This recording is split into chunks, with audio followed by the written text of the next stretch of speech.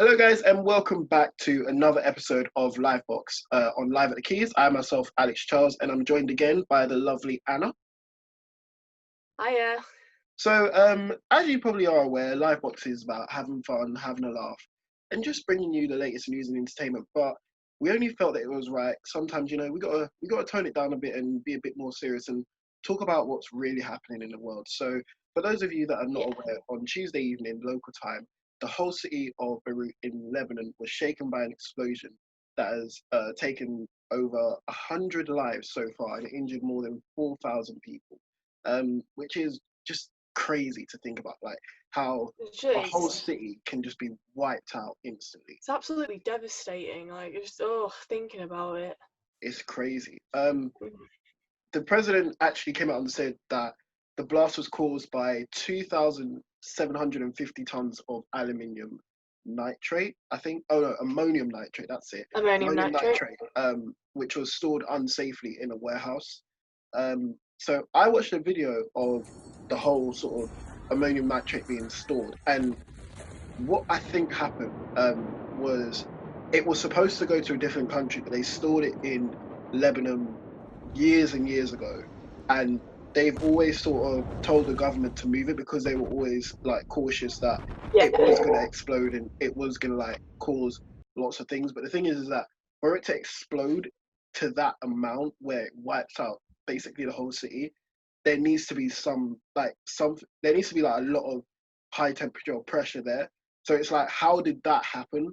Because if you just store something in a warehouse, it isn't always going to just light up and stuff like that. Like, how does it get to a stage where the whole city goes up in flames? Like, it doesn't make sense. Especially like that. Yeah.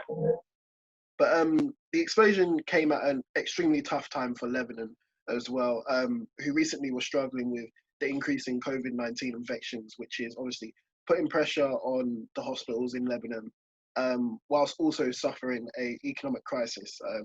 And I think that's also what's really sad as well. It's like they're having to deal with that, and then on top of that, they have an economic crisis.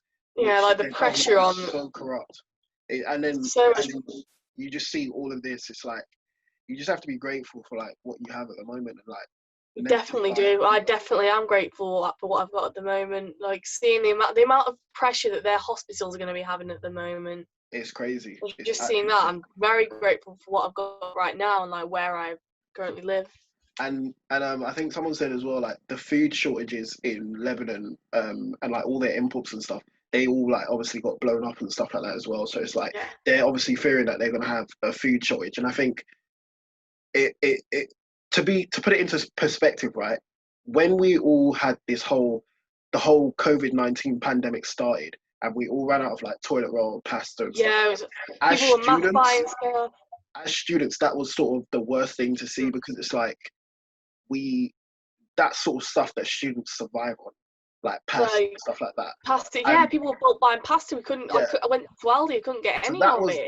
That little bit there was our food shortage, but this is their whole food imports and stuff is if we put it into perspective, that's the worst thing we have, like, that's in our eyes, that is the worst thing most of us have had to go through during this. And it's like they're going through that. To get pasta.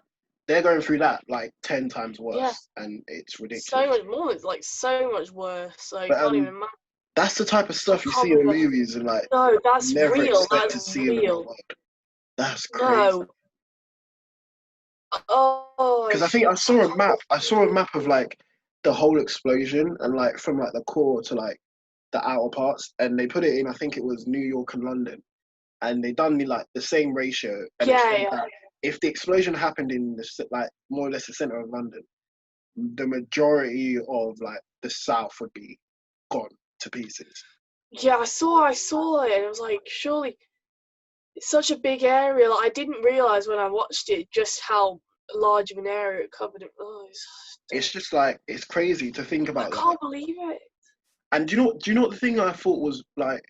So it wasn't weird, but it was like people were video recording themselves like whilst feeling the ground shake and stuff like that, and like being I've seen like plenty of.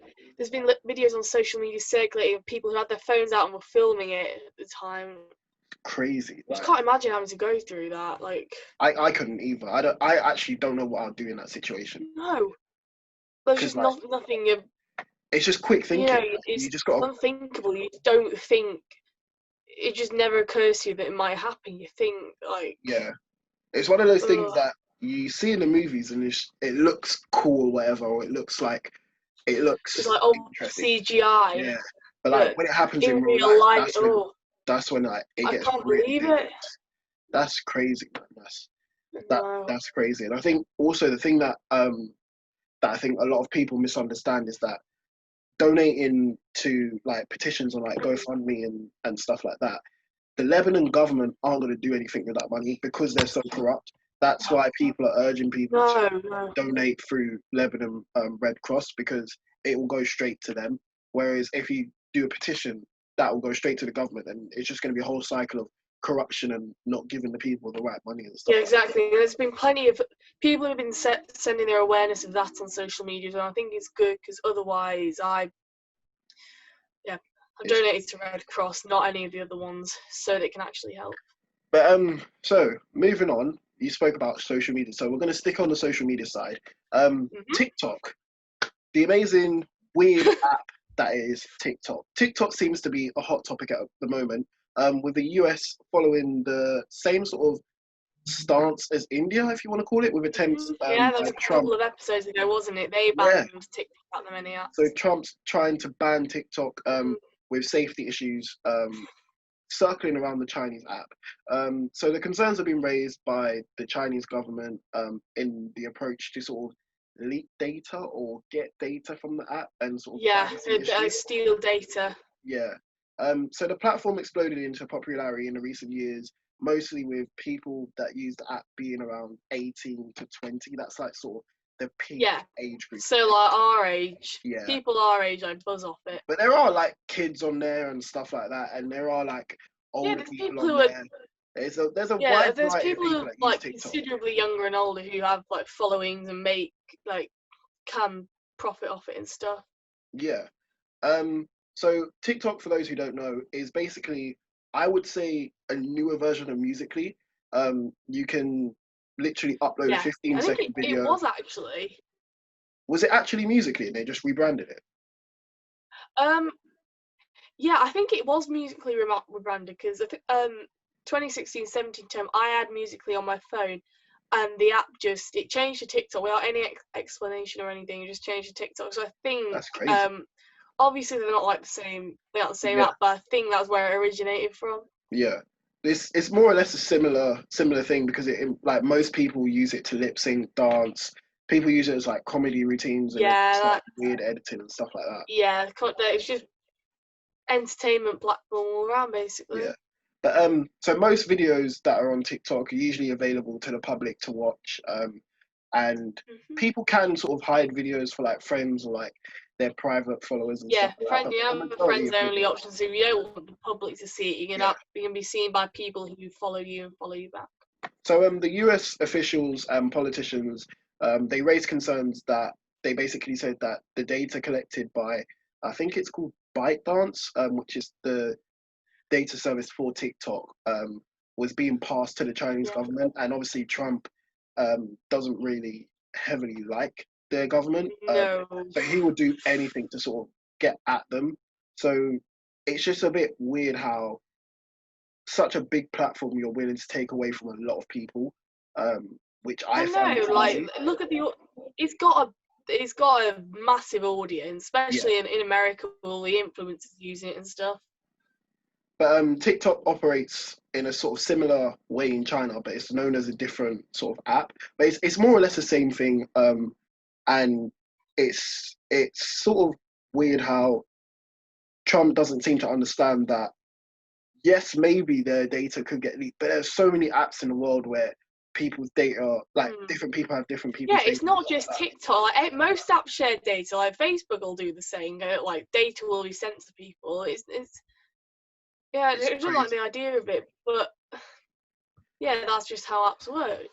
It's crazy, but I think Trump has the facilities to do it, and I think if he's dead serious about doing it, he will. And I think the best place for him to start would obviously be to get Apple and Google Play to sort of get it off their stores, because then no one else can buy it, and then maybe there was that whole thing that of Microsoft wanted to buy TikTok to stop him banning it. I've heard bits about that. But Microsoft going to buy it so he couldn't ban it. I think if Trump wanted to do it, his best bet was to take it off the Play stores, or basically just urge people not to use it. But he could even take it to a bigger level, and then basically, I don't know how he would do it, but get local internet providers to lock the TikTok servers so that people can't actually use it. Like, it's possible because he's at that stage. Yeah, like he's capable of doing it. He's capable of doing it, whether or not he's got the facilities. But a question I wanted to ask you is, so what does sort of this mean that TikTok could be banned, and like, what does it sort of mean for like American TikTok stars like Addison Rae and Charlie? I can never pronounce her surname. No, how do you pronounce her surname? D'Amelio. I think it's D'Amelio. D'Amelio. We'll call her Charlie. So when Charlie, what's it, Charlie? Because I didn't know Addison Rae before TikTok or Charlie. I didn't even know who they were. They were just normal people like us. They were just going about the day. And they've just blown up into these TikTok stars. So what do you sort of think like will happen to them if TikTok was to just vanish? I think they're still gonna be like, they're still gonna have a big following. Like I think that both of them use YouTube. I think they can move a lot of their stuff onto YouTube. Like that's when Vine. Remember when Vine shut down? It was quite a few years ago. Everyone on that just came over to YouTube. I think a lot of them are on TikTok now. So they'll still put content out there, but it'll just be on different social media platforms. Yeah. I think because I think Addison has YouTube, but she does. I swear Charlie does as well. I don't know. I'm just imagining. Charlie, I don't know about Charlie, because I think the thing is that with Charlie, obviously her sister makes music and stuff like that. So yeah, she's got a song out. So people sort of not grow to her because of her sister, but people sort of know her from her sister. Not saying that she's known basically off of her sister, but that's an element in there. But it's like, I don't know. It's really weird because it's like, it would be different if TikTok in the UK shut down, because the majority of TikTok stars in the UK are our age now. So it's like, they are. But I think everyone can think of is probably like 18 to 21. Like they'll be fine. Because it's like, I think Addison's at a stage where she's probably, I think she must be like early 20s or something like that, right? So she's at the stage. She's 19, I think. So Shara, she's 19. She's 19. Wow. Yeah. Wow. Flipping heck. Wow. I know. That is mind blowing. Just take a minute to process that, Alex. She's 19. She's 19. Yeah. What? Wow. I don't even. But this is the thing. She's 19. I'm pretty sure she got a custom made Range Rover for her, and she's 19. What?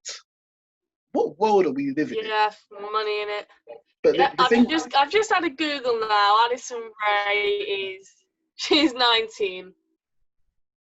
Wow, this world is a whole lie. And she has a custom made Range Rover. But do you know what do you know what I found was funny, right? So obviously the US have their hype house, I think it's called, and stuff like that, which is like all the TikTokers in one house, all that stuff. They're part of that. The UK then decided to make I think it's called My House London or something like that, which is basically I've heard of that. I'm not hype house. Is that kind of the same? Is that on the same scale as the hype house? It's not on the same scale as the hype house. It's basically a bunch of 16-year-olds all basically living together, making TikToks together. That's basically, their rent is basically paid for them. They're just basically staying in a house, making TikToks together. Imagine living rent-free in a TikTok house. I can only dream. To be fair, I don't think I could actually live in a TikTok house, simply because of like, it would just drive me insane. Like constantly having to make TikToks. Not. It's just the idea of constantly having to make TikToks, like not having. I think if it was your job, it'd get boring. Like if you do it, if you got a spare moment, I couldn't. There's just certain things that I just think shouldn't be like. When someone says they're a social media influencer, that is not a job. That's not I mean, okay. they make a You living get off it. Brandles They from can it. pay their rent off it. Yeah, you can get Brandles off it. Cool, but social media influencer, that shouldn't be classed as a job. It really shouldn't. Like, and Yeah, because TikToker as then well. people will want that job, and it's actually a lot harder to get It's a into lot in the harder than club. people think, and it's just It's a bit unrealistic. But the final question I sort of want to ask you is, do you think that the dislike for TikTok by Trump goes deeper than just the safety of the US, or do you think it's related to this whole feud between China and the US? I think what you think. I think it is related to the feud between China, because it's a Chinese government run app. It's the Yeah. Chinese government getting the data from it, and well, it's not a secret that Trump dislikes them. So I think it goes deeper than that. With Trump, I think also it goes deeper than that. And I think Trump sort of needs to sometimes see the bigger picture and understand that there are many apps out there that collect our data and stuff like that, and we could easily leak all our stuff. But an app like TikTok that everyone uses, if a lot of people use it in the UK, why isn't it a problem here and it's a problem over there? I know it's It makes not. no I'm pretty sure sense. Boris hasn't got a problem with it yet. Exactly. It doesn't make. I think Trump's just trying to do anything he can to sort of get at China and stuff like that. But Yeah, it's I crazy. think that's it. It's crazy. Thanks guys for watching. I hope you guys have enjoyed. Don't forget to leave a like, comment, and subscribe if you liked it. And yeah, we'll see you guys next time for episode 9 of Livebox. For now, you've been watching Livebox and Live at the Quays. I've been Alex, joined by the lovely Anna. And yeah, Thank you. catch you guys next time. Bye.